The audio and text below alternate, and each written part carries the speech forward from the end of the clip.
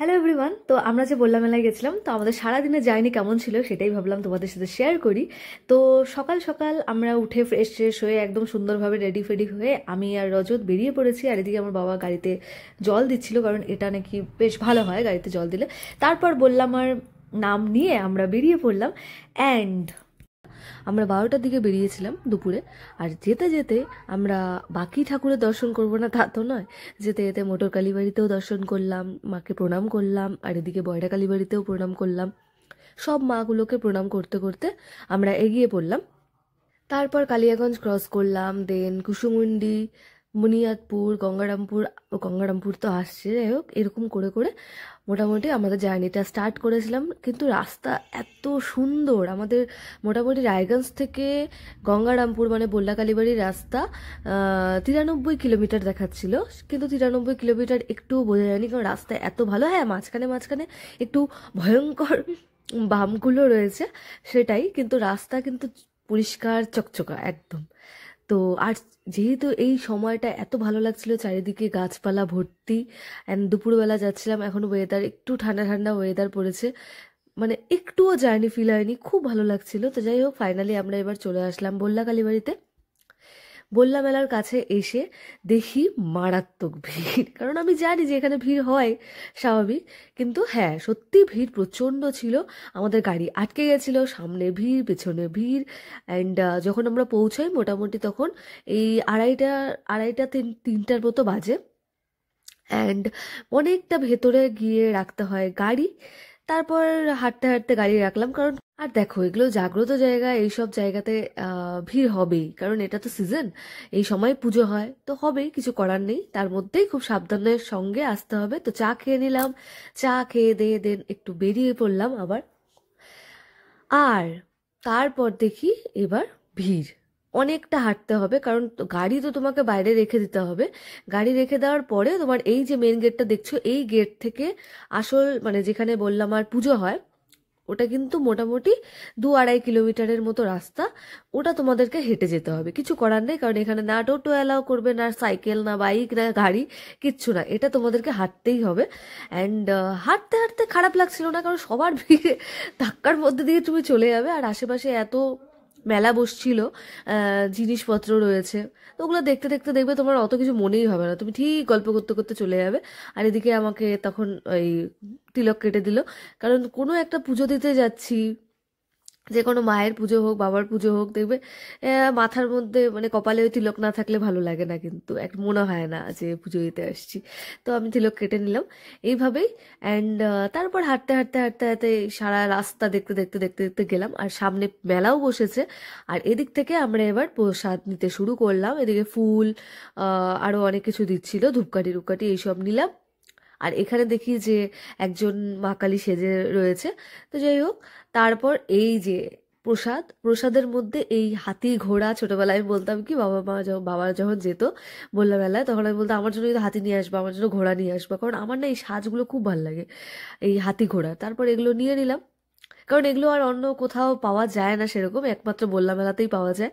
কারণ নকুলদানা টকুলদানা তো সব জায়গাতেই পাওয়া যায়, কিন্তু এই সাজগুলো যে হাতি ঘোড়ার, এটা এখানেই পাওয়া যায়। তারপর গাড়িতে করে নিয়ে আমরা ঢুকে পড়লাম এবার মন্দিরের ভেতরে। আর ওখানে গিয়ে সবাইকে কিন্তু আগেই বলে দিচ্ছি, যারা যারা নেক্সট যাবে বা কিছু, প্রচণ্ড সাবধানে যেতে হবে, প্রচণ্ড সাবধানে, মোবাইল টোবাইল খুবই সাবধান, কারণ দেখো বিভিন্ন ধরনের লোক আসে, থাকাই বেটার। যাই হোক, তারপরে যখন মায়ের মুখ দেখলাম, মায়ের দর্শন করলাম, তারপরে মন একদম ভরে গেল। আর মন্দিরে মায়ের সামনে নেট দিয়ে রেখেছিল, যাতে কোনোভাবে মায়ের আঘাত না লাগে, কারণ ওখানে সব মানে ভেতরে অ্যালাউ করছিল না, তো ওখানে সবাই বাতাসা টাতাসা দিচ্ছিল।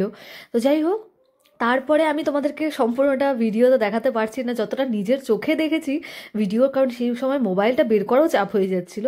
তো মায়ের মুখ দেখে, মায়ের দর্শন করে তারপর অনেক শান্তি, অনেকটা শান্তি পেলাম।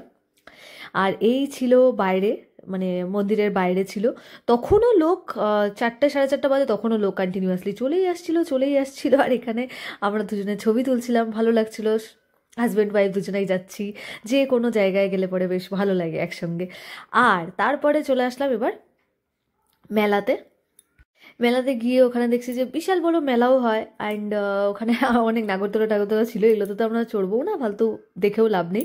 তো তারপর রজত বললো তাহলে একটা কাজ করি, এখানে মদ কাকুয়া আছে যেটা সচরাচর আমাদের ওখানে দেখা যায় না, তো অনেকদিন আগেও দেখেছি, তো তাই করি, মদ কাকুয়াটা দেখি। বেশ ভালো লাগছিলো, ইন্টারেস্টিং একটা ব্যাপার।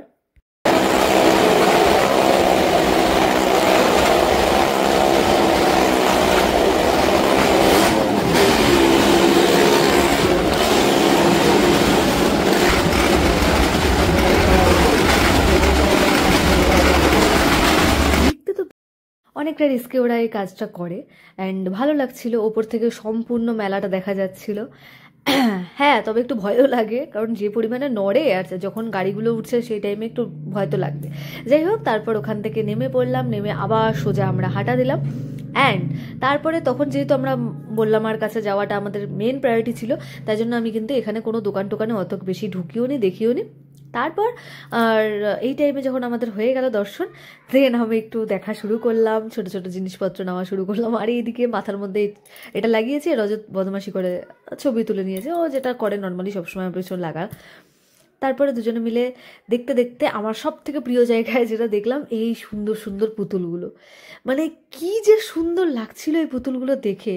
মানে নর্মাল পুতুল হয় ঠিক আছে, কিন্তু এই পুতুলগুলোকে এত সুন্দর করে সাজানো ছিল, যেন মনে হচ্ছিল একদম রাধাদের মতো সাজিয়ে রেখেছে, খুব ভালো লাগছিল আমার। তারপর ওখান থেকে এই পুতুল দেখার পর এই যে আমার মাথার মধ্যে এটা লাগিয়ে নিয়েছি, হাতে বন্দুক নিয়ে নিয়েছি, অ্যান্ড রজত বলছে এগুলো কোথায় রাখবো তার থেকে ঠিক নেই, তুমি মাথার মধ্যে লাগিয়ে নাও। আরে ঠিক আছে, এই করে করে আমরা বেরিয়ে পড়লাম। আর বেরোনোর সময় দেখলাম কিছুটা আসতে না আসতে আবার একটা বললাম আর দর্শন পেলাম। এখানেও খুব সুন্দর বললাম আর দর্শন করলাম, প্রণাম করলাম, অ্যান্ড ওখানেও মেলা বসছিল, একটু মেলাটাও ঘুরে ঘুরে দেখে নিলাম, একটু গ্রাম সাইডে, কিন্তু হ্যাঁ ওখানেও অনেক জিনিসপত্র ছিল। ওই বললাম আর মতো অত বড়, মানে মেলার মতো অত বড় না, কিন্তু হ্যাঁ এখানেও ভালো করেছে বেশ। তারপর ওখান থেকে বেরিয়ে আমরা চলে আসলাম, এবার সোজা রওনা দিয়ে দিলাম, দিয়ে কালিয়াগঞ্জে ভাবলাম যে একটু বয়রা কালীবাড়িতে দাঁড়াই, দাঁড়িয়ে মাকে প্রণাম করি। তো এখানে বয়রা কালীবাড়িতে বয়রা মার মন্দিরে দাঁড়িয়ে একটু প্রণাম করে তারপর ওখান থেকে রওনা দিলাম, দিয়ে আবার আমরা চলে আসলাম মোটর কালীবাড়ির সামনে। মোটর কালীবাড়ি একদম ঠাকুরের মানে কালী মন্দিরটার উল্টো পাশেই করেছিল আবার একটা বললাম আর পুজো হয়েছে এখানে, এটা মনে হয় এই সিজনেই আর কি হয়। তো সেখানেও দাঁড়ালাম, প্রণাম করলাম, অ্যান্ড মাকে প্রণাম করার পর চলে আসলাম বাড়িতে। অ্যান্ড রাস্তায় অনেক উল্টোপাল্টা খাওয়া দাওয়া করেছি, সেগুলো দেখালাম। যাই হোক, আশা করি তোমাদের ভিডিওটি ভালো লেগেছে, কিছুটা ইনফরমেশন দিতে পারলাম। চলো আবার দেখা হবে তোমাদের সাথে নেক্সট ভিডিওতে, টাটা।